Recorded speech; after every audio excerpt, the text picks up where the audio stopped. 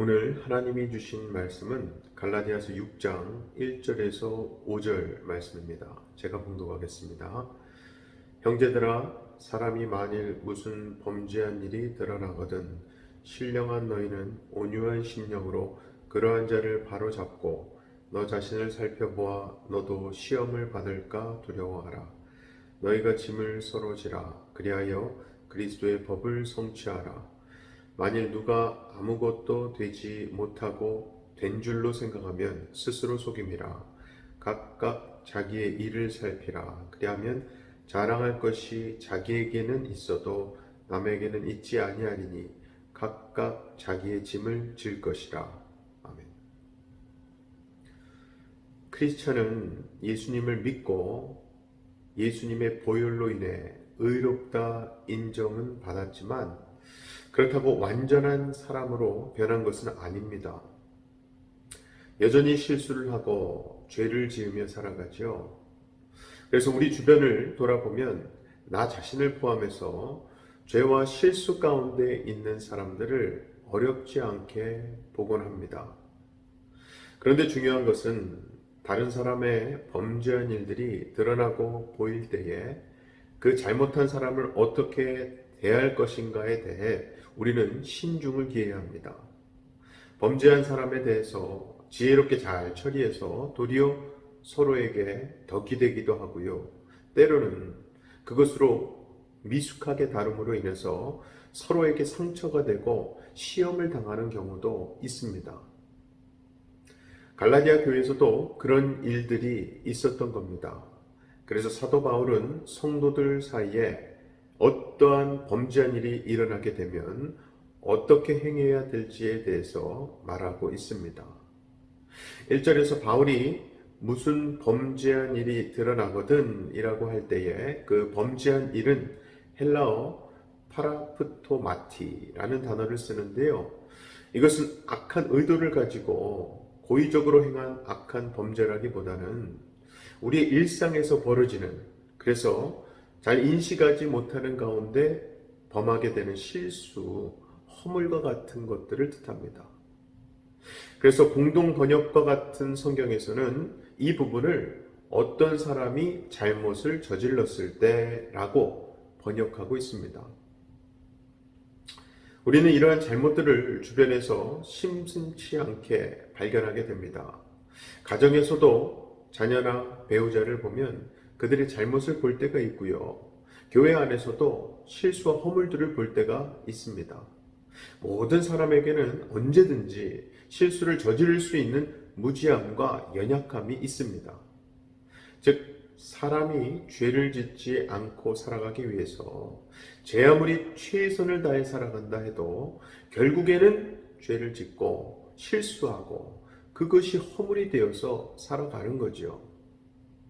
자, 그런데요, 이러한 잘못들이 숨겨져 있다가 드러나게 될 때에 그것을 본 사람들은 무엇보다 지혜로워야 합니다.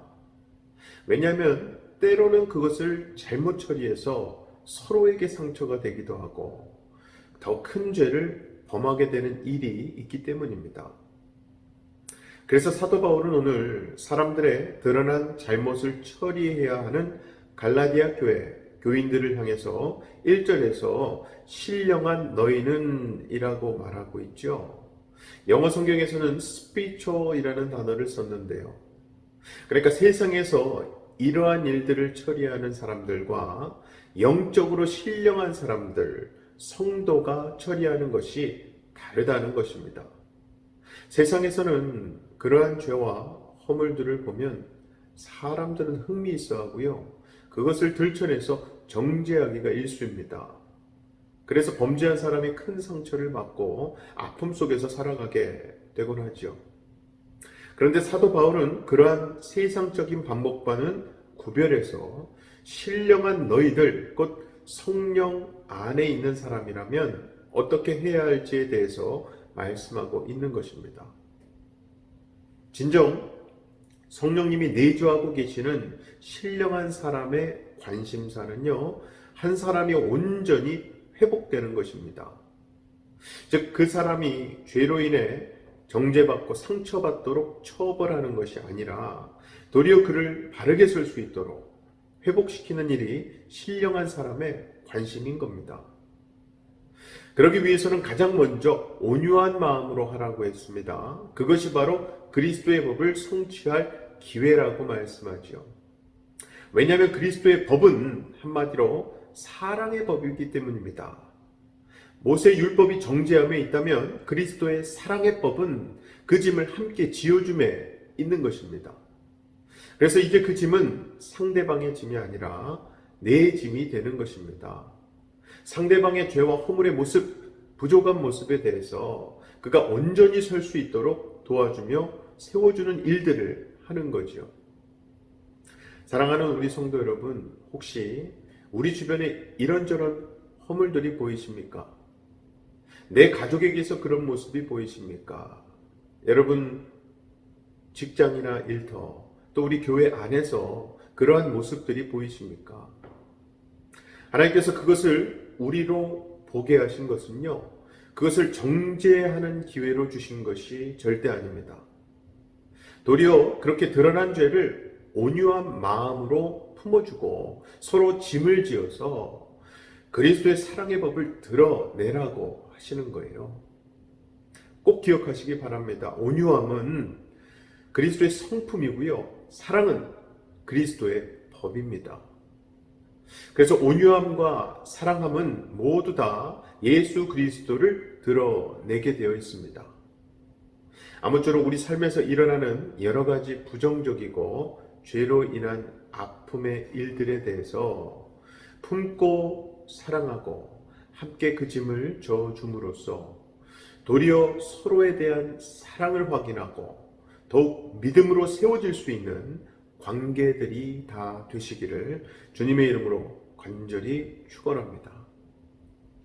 이 시간 우리 다 같이 두 가지 기도 제목 놓고 기도하실 때에 우리가 예수님의 온전한 성품을 닮아가고 사랑의 법을 이루는 삶을 살게 해달라고. 예수님의 성품, 온전한 성품은요, 온유함이라고 하셨잖아요. 그래서 나 자신을 포함해서 주변의 많은 부정적인 상황들, 사람에 대해서 품어주고 사랑하고 온유하게 함께 그 짐을 지어줄 수 있게 해달라고 기도하시고요. 특별히 오늘은 우리 교회 오이코스를 위해 기도하길 원합니다. 코로나로 인해서 비록 제대로 오이코스 모임을 할 수는 없지만 하나님께서 사랑과 교제의 연결고리가 되어주셔서 언제 어디에서든 우리가 서로를 위해 기도해 줄 수 있는 오이코스 되게 해달라고. 다 같이 기도합시다. 제가 기도하겠습니다. 사랑의 아버지 하나님, 감사합니다. 우리로 하여금 하나님의 자녀로 되게 하시고 또 예수님의 온유한 성품 닮아가라고 오늘도 말씀해 주시니 감사합니다. 특별히 예수 그리스도의 그 사랑의 법이 우리 삶 가운데 기준이 되고 삶의 토대가 되길 원합니다. 우리 주변에 많은 이들의 허물이 보이고 부족함, 연약함이 보일 때에 그것을 예수 그리스도의 온유한 마음과 사랑의 법으로 감싸주고 그 짐을 서로 지어주며 하나님께 온전히 영광 돌리는 관계들이 되게 하여 주시옵소서. 특별히 우리 교회의 오이코스, 하나님께서 각 가정들마다 한 식구가 되게 하시고 또 한 오이코스가 되게 하셔서 서로 교제하게 하셨는데 코로나로 인해서 그 교제 모임이 힘든 경우가 참 많습니다. 그러한 가운데서도 하나님께서 우리 사랑과 교제의 연결고리가 되어주셔서 각 오이코스마다 서로 기도의 불이 다시 지펴지게 하시고 서로에게 안부를 묻고 서로에게 하나님의 말씀에 함께 하심, 그 간증들이 나누어지는 역사가 우리 오이코스에서 다시 일어나게 하여 주시옵소서. 하나님께서 항상 우리 교회와 오이코스를 하나님 사랑으로 하나 되게 하시는 줄로 믿사옵고 모든 말씀 예수님 이름으로 기도합나이다. 아멘.